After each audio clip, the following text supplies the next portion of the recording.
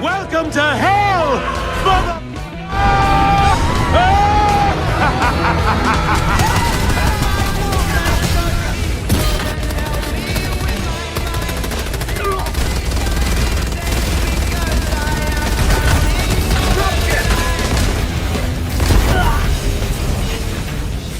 If you have a pulse and are breathing, then you might have heard of the live service extraction shooter called Helldivers 2, and I know what you're thinking, live service? All live service games suck. Who said that? Who the said that?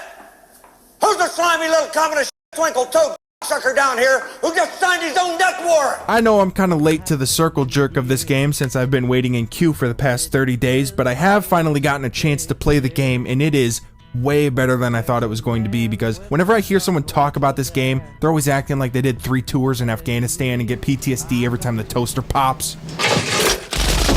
Or they talk like Helldivers 2 just reinvented gaming and single-handedly changed everything. But that's just not the case. Ubisoft and EA are still making games, so there will always be shitty games. Floyd's a deadbeat dad. Sharky's a freak who'll never be a real boy, I want it to end. I want it to end.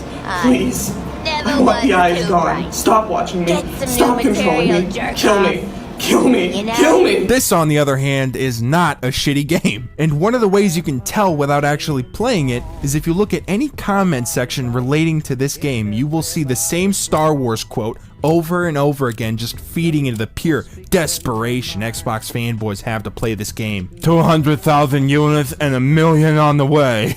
And I don't blame them. This game deserves all of the hype it's getting, which is kind of weird to think about because the first game peaked at around 6,000 players, and when compared to this game, it's insane. But I think a few factors played into its success, like the fear of missing out or the exclusivity, since it was impossible to play the game without waiting for hour-long queues.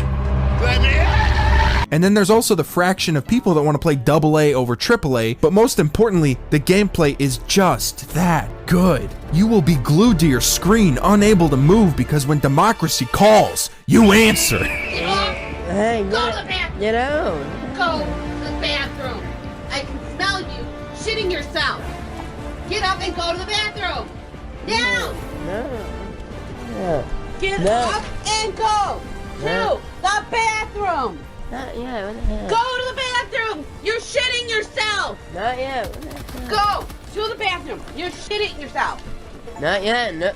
I will rip No. everything apart. I swear to God. Go to the bathroom. Another great thing about this game is the stratagems. I have never played a game that lets you call in so many airstrikes. With most games, you need to get some crazy kill streak or save up a bunch of points and call in 1 airstrike a game. But here, you're able to call in multiple airstrikes every couple of minutes, just wiping out tree lines, napalming the whole forest. There's a reason people are calling Malevolent Creek Space Vietnam, because every time you call in an Eagle airstrike, Fortunate Son starts playing. Oh my fucking god! And this game is constantly feeding into the male fantasy of a last stand where you just get swarmed by the enemy until you call an orbital strike right on top of you and your whole squad. I wrote a blog post a while ago about why I f***ing hate video games, because this is what it does. It appeals to like the male fantasy. Requesting orbital strike.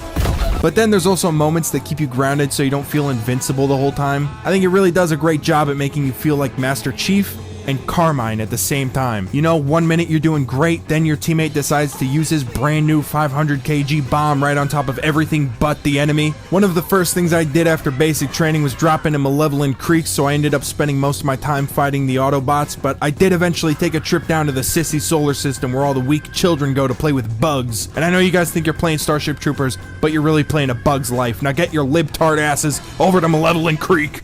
You got soft hands, brother. You got soft hands. You ain't never worked a day in your goddamn life. Even if everyone decided to liberate Malevolent Creek, it most likely wouldn't even matter because Jesus Christ of Helldivers, also known as Joel, the bug-hugging, robot-sucking communist, wakes up at 3 in the morning to undo thousands of hours of progress with a push of a button, basically controlling the whole war, which I think might be the only problem I have with the game. There is something amazing about a giant community fighting on a constantly changing map, but if you don't ever let that change happen, then it all feels kind of pointless. Like the only reason Malevolent Creek wasn't liberated 2 weeks ago is because Daddy Joel won't let us. But daddy is a state of mind, you know what I'm saying?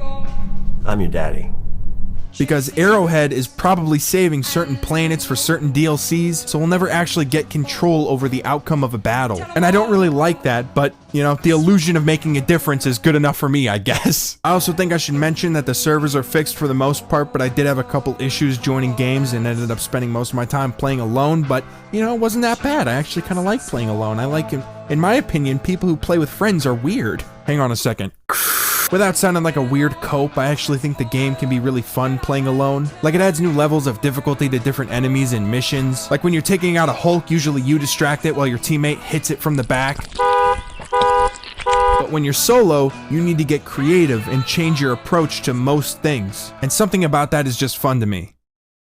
Also, it beats getting killed by my teammates to like to throw down the anti-personnel minefield thing.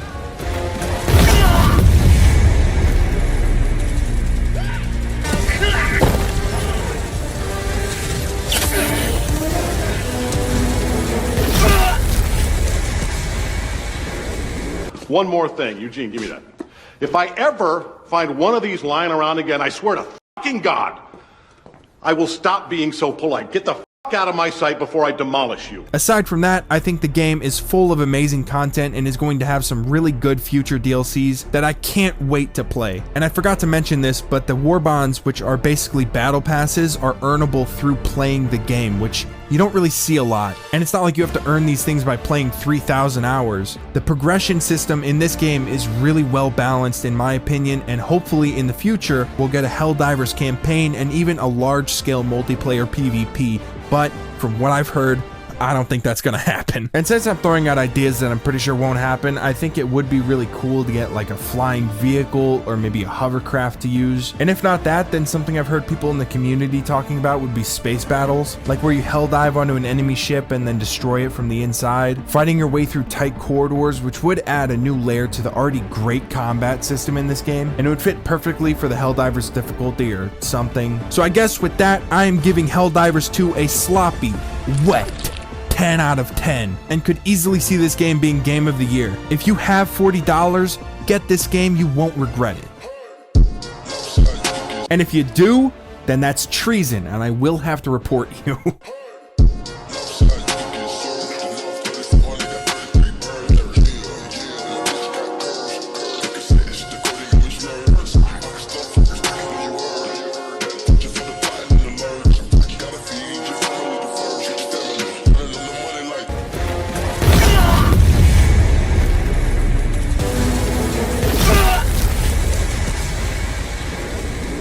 Stratagem no longer available. I'm doing my part. I'm doing my part. I'm doing my part. I didn't do fucking shit.